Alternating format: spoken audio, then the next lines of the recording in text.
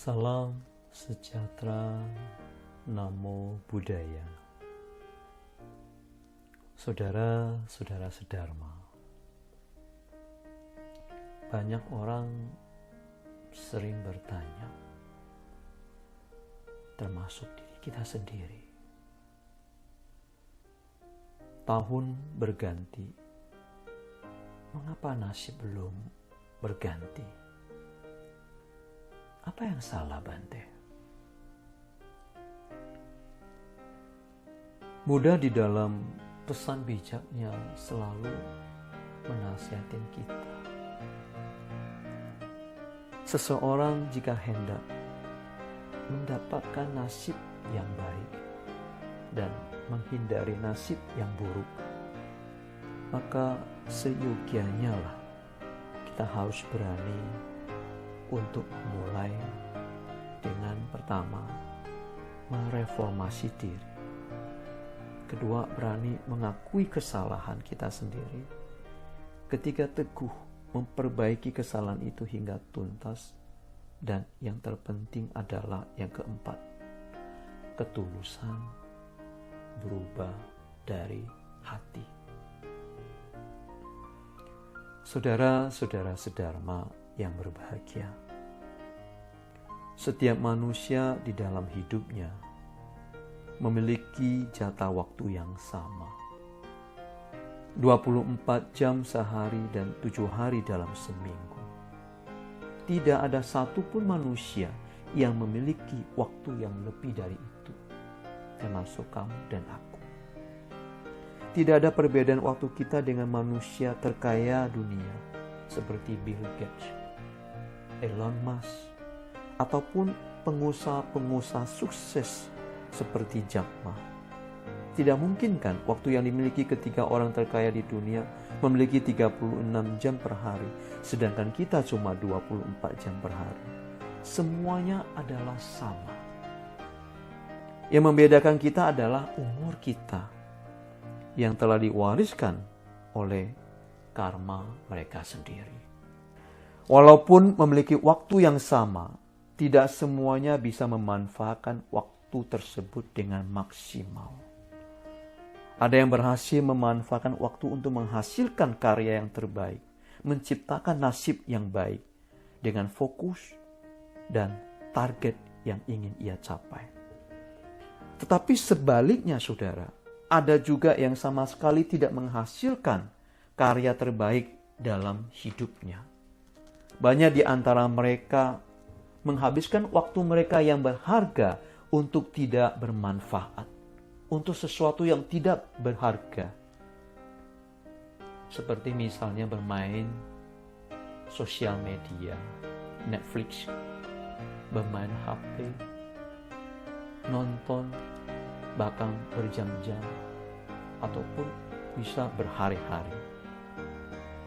Ataupun misalnya mencari kesalahan orang lain, membicarakan keburukan orang lain, dan lain sebagainya yang tidak ada membawa perubahan di dalam hidupnya.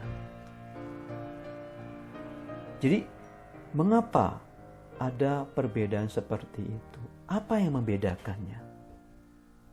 Apakah ini karena masa lalu? Tidak juga. Misalnya ada orang di masa lalu kelihatannya tidak ada masa depan. Akan tetapi dengan berjalannya waktu, banyak orang kagum dengan dia karena dia sudah memiliki masa depan yang baik. Yang kedua, misalnya uang atau materi, tidak juga. Ada orang yang dulu hidupnya memiliki harta berlimpah, tetapi sekarang hidupnya serba kekurangan. Dan ada juga yang dulunya serba kekurangan, tetapi sekarang hidupnya serba berkelimpahan. Pertanyaannya adalah, apa yang membedakannya? Yang pertama adalah motivasi. Motivasi setiap orang itu berbeda-beda. Bisnis boleh sama, kerjaan boleh sama, skill boleh sama, tetapi yang membedakan level seseorang dalam hidupnya, dalam kerjaannya, adalah motivasimu sendiri. Dengan motivasi dan ketekunan yang tinggi, pasti akan mampu menghasilkan sebuah karya yang terbaik. Mungkin juga mengubah nasibnya yang lebih baik. Mengapa? Karena ia akan sangat bisa membagikan waktu dan menjaga keseimbangan batin antara pekerjaan dan keluarga dan hubungan lingkungan sosialnya. Ingat saudara, bila semua seimbang, maka akan mencapai level tertinggi di dalam hidupnya. Akan tetapi saudara-saudara sederma, bila mana orang dengan motivasi ala kadarnya, cenderung maka akan malas ketika mengerjakan sesuatu. Mereka cukup puas dengan hasil ala kadarnya juga. Bahkan orang sejenis ini sering menunda pekerjaan untuk sesuatu yang tidak penting. Tidak keseimbangan antara pekerjaan, bermain, ataupun keluarga, bahkan lingkungan sosial. Hasilnya, pekerjaannya pasti juga ala kadarnya. Itu pasti saudara. Jadi sangat berbeda antara orang yang memiliki motivasi tinggi dan memiliki motivasi ala kadarnya, ataupun tidak punya motivasi sama sekali. Sudah pasti ditebak arah masa depan mereka. Jadi seperti apa? Itulah pentingnya motivasi dan ketekunan. Dan yang kedua adalah komitmen. Saudara-saudara sederma, kita harus tahu komitmen itu berasal dari motivasi yang terus menerus yang harus kita jaga, sehingga komitmen itu akan berbanding lurus dengan efektivitas waktu yang kita miliki saat ini. Ingat, ketika kita berkomitmen untuk menghasilkan suatu karya yang terbaik, bagaimana mengubah nasib yang lebih baik, maka efektivitas waktu adalah syarat mutlaknya. Tidak ada alasan malas, tidak ada alasan tidak memiliki waktu, apalagi untuk hal yang harus kita prioritaskan. Mereka yang memiliki komitmen akan bisa membantu kita untuk memilih atau menentukan apa yang harus diprioritaskan saat ini dan mana yang harus kita undurkan untuk sementara. Saudara-saudara sederma, dan yang paling penting adalah komitmen itu akan membantu kita hidup disiplin dan membantu kita membuang-buang waktu yang tidak bermanfaat. Ketika komitmen itu tercipta, maka menghasilkan disiplin, dan disiplin akan juga menghasilkan karya yang terbaik. Jadi kita jangan meremehkan orang-orang yang belum berhasil, tetapi mereka memiliki level komitmen yang tinggi. Itu yang kedua. Dan yang ketiga adalah konsistensi. Motivasi dan disiplin itu harus terus-menerus kita pupuk dan kita jaga agar supaya bisa tetap maksimal. Dengan cara apa, saudara? Konsistensi. Konsistensi itu berarti disiplin terhadap waktu yang telah ditetapkan sejak dari awal. Walau kadang tidak sesuai dengan rencana, tetapi itu tidaklah masalah. Yang paling penting adalah tetaplah fokus pada tujuan sehingga hasil yang diraih agar bisa tetap maksimal. Seperti pepatah bijak yang selalu mengatakan, terkadang memang benar dan saatnya untuk mundur selangkah supaya kita bisa maju 3 langkah. Maka perlu diingat, motivasi, komitmen, serta konsistensi, 3 hal ini bisa membedakan keberhasilan seseorang, termasuk diri kita sendiri. Tentu saja saudara, keberhasilan tidak hanya sekedar menjadi kaya atau banyak memiliki materi yang berlimpah, tetapi bisa menjaga keseimbangan antara kerjaan dan keluarga, serta dengan menjaga sosial masyarakat lainnya.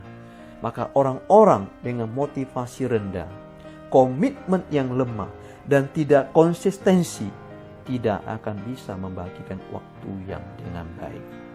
Itulah yang membedakan kondisi seseorang dalam hidupnya mendapatkan nasib yang baik atau dalam hidupnya memiliki nasibnya yang buruk.